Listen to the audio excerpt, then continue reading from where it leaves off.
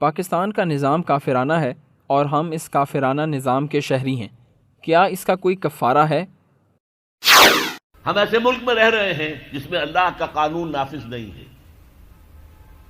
جس کا مالی نظام سود اور جوئے پر ہے.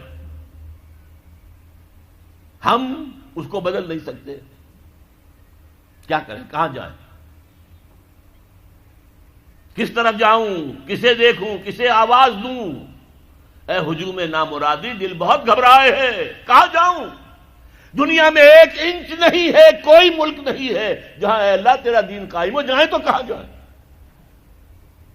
دیکھیے، ہماری بندگی جزوی ہے. نمازیں ہم پڑھ رہے ہیں، روزے ہم رکھ رہے ہیں، مسجدیں عالی شان بنائی ہیں، مدرسے بھی بہت بڑے بڑے بن گئے ہیں، واقعتاً اس میں کوئی شک نہیں. لیکن سوال یہ ہے کہ اوپر جو چھت ہے وہ تو کافرانہ ہے. قانون تو اللہ کا نہیں ہے، کتاب و سنت کے احکام تو نافذ نہیں ہے. ہاں، نماز ہے، روزہ ہے، حج ہے، زکوٰۃ ہے.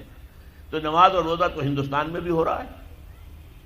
وہ تو چند ایک مسجدیں ہیں جنہیں وہ تاریخی اعتبار سے کہتے ہیں کہ یہ ہمارے مندر ہوتے تھے جنہیں مسجد بنایا گیا، ورنہ وہاں پر ہزاروں لاکھوں مسجدیں ہیں، آباد ہیں، لوگ نمازیں پڑھتے ہیں. کوئی روکتا ہے انہیں؟ ہم نے یہ ملک بنایا تھا کہ یہاں اسلام کا نظام قائم کریں گے. نماز تو آپ امریکہ میں جا کر پڑھیے، امریکہ کو کوئی اعتراض ہی نہیں. لیکن تم کہو کہ اسلام کا نظام ہم قائم کریں گے، نہیں کرنے دیں گے تمہیں کبھی بھی. تم چاہو کہ تم اسلام کا معاشی نظام قائم کرو، کبھی اجازت نہیں دیں گے. تم چاہو کہ اسلام کی معاشرتی اقدار کو تم قائم کرو، کبھی نہیں کرنے دیں گے. یہ ہے اس وقت جو ہمارے ساتھ پیش آ رہا ہے معاملہ. پورا مغرب اس پر اڑا ہوا ہے. اسلامی نظام کہیں نہیں آنے دیں گے. ہاں، نمازیں پڑھو، ہمیں کوئی اعتراض نہیں. روزے رکھو، تم روزے 30 کی بجائے 100 رکھو، ہمارا کیا لیتے ہو؟ تو اب ہم جو کفر کے تحت زندگی گزار رہے ہیں اور اس اعتبار سے اللہ کی نگاہ میں ہم کافر ہیں. لیکن سوال یہ ہے کہ جائیں تو کہاں جائیں، کریں تو کیا کریں؟ نظام کفر کا ہے. قرآن کہتا ہے وَمَن لَّمْ يَحْكُم بِمَا أَنزَلَ اللَّهُ فَأُولَٰئِكَ هُمُ الْكَافِرُونَ. جو لوگ قرآن کی، اللہ کی اتاری ہوئی شریعت کے مطابق فیصلے نہیں کرتے، وہی تو کافر ہیں. کافر کسے کہتے ہیں؟ اقبال نے کہا نا، بتوں سے تجھ کو امیدیں، خدا سے نو امیدی، مجھے بتا تو صحیح اور کافری کیا ہے؟ تمہاری ساری امیدیں امریکہ کے ساتھ وابستہ ہیں. وہ مسئلہ طے کرا دے، وہ یہ کرا دے، وہ کرا دے. وہ معاملہ ہمارا، وہی تو سب سے بڑا چور وہی ہے، سب سے بڑا ڈاکو وہی ہے، سب سے بڑا اسلام کا مخالف وہی ہے، اور اسی کے پاس ہم جاتے ہیں. قرآن کا فتویٰ تو یہ کہ تم کافر ہو. ہاں، انفرادی طور پر تم مسلمان ہو، اجتماعی طور پر، قومی سطح پر تم کافر ہو. وَمَن لَّمْ يَحْكُم بِمَا أَنزَلَ اللَّهُ فَأُولَٰئِكَ هُمُ الْكَافِرُونَ. یہ 7واں رکوع ہے سورہ مائدہ کا. اور پھر فرمایا وَمَن لَّمْ يَحْكُم بِمَا أَنزَلَ اللَّهُ فَأُولَٰئِكَ هُمُ الظَّالِمُونَ.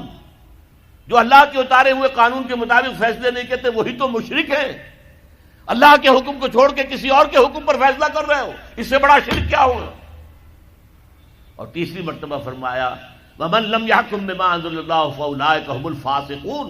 وہی تو فاسق ہیں، فاجر ہیں، وہی تو سرکش ہیں، وہی تو باغی ہیں، وہی تو غدار ہیں اللہ کے، جو اللہ کی شریعت کے مطابق فیصلے نہیں کرتے. اب ان 3 آیتوں کی روح سے سمجھ لیجئے ہم کہاں کھڑے ہیں، کیا کر رہے ہیں. دیکھیے، میں آپ کو ایک مثال دیتا ہوں. ہماری آبادی کا میں سمجھتا ہوں اکثریت تو وہ ہے جو نماز روزے کے لیے پابند نہیں ہے. ان چیزوں کا چرچا شہروں میں زیادہ، دیہات میں بہت کم رہ گیا، بہت کم، بہت کم.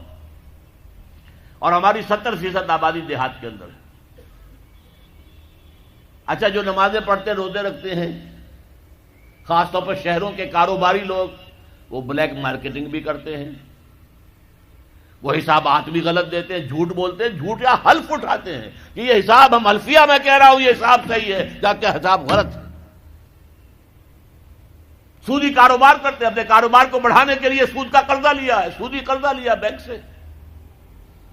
اپنی بلڈنگ بنانے کے لیے بہت بڑی قرضہ لیا ہے بینک سے.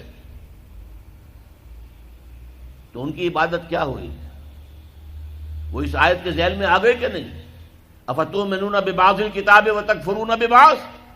فما جزاء من يفعل ذلك منكم الا خزي في الحیاۃ الدنیا ویوم القیامۃ یردون الی اشد العذاب وما اللہ بغافل عما تعملون. لیکن میں ان کو بھی چھوڑتا ہوں. فرض کیجئے ایک شخص ہے، نماز پڑھتا ہے پوری 5 وقتہ مسجد میں، رمضان کے روزے رکھتا ہے، اور بھی اللہ توفیق دیتا ہے ایام 20 کے روزے رکھ لیتا ہے، یا ہفتے میں 2 روزے رکھتا ہے، سوموار کے اور جمعرات کے وغیرہ، زکوٰۃ دیتا ہے، کاروبار بھی سارے حلال کر رہا ہے، حرام نہیں کر رہا، سود میں بھی براہ راست ملوث نہیں ہے، نہ پیسہ سود پہ اوپر بینک میں رکھ کر سود کھایا، نہ سود پر قرضہ لے کر کوئی اپنا کاروبار بڑھایا، نہ کوئی اپنا کارخانہ لگایا، نہ کوئی اپنے بلڈنگ اونچی بنائی. پردہ بھی اس نے اپنے گھر میں بالکل شرعی نافذ کر دیا.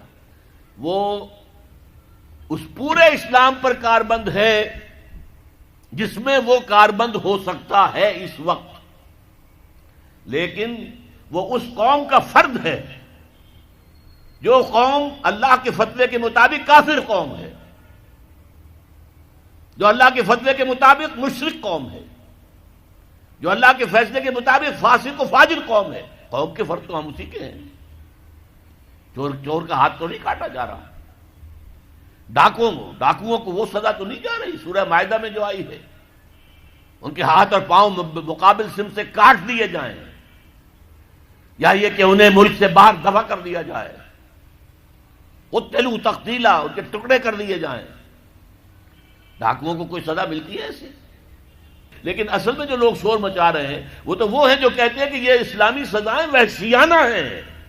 بے نظیر بھٹو کا کہنا ہے یہ وحشیانہ سزائیں ہیں، اللہ کی دی ہوئی سزائیں وحشیانہ ہیں. معاذ اللہ ثم معاذ اللہ ثم معاذ اللہ کلمہ کفر ہے. اب اس کا کیا علاج ہے ہمارے پاس؟ کیا کریں؟ میری بات کو توجہ سے سنیے. اس نظام باطل کو ذہناً تسلیم مت کرو، اس نظام باطل کی خدمت مت کرو. Don't reconcile with it, don't serve it, don't support it. اس نظام کے تحت پھلنے پھولنے دولت مند بننے کی کوشش مت کرو، بلکہ اپنی زندگی کو سکیڑو، اپنی ضروریات کو کم کرو، اپنے آپ کو ذرا آزاد کرو، اپنا وقت، تاکہ اس وقت کو تم لگا دو اس نظام کے خلاف جد و جہد میں.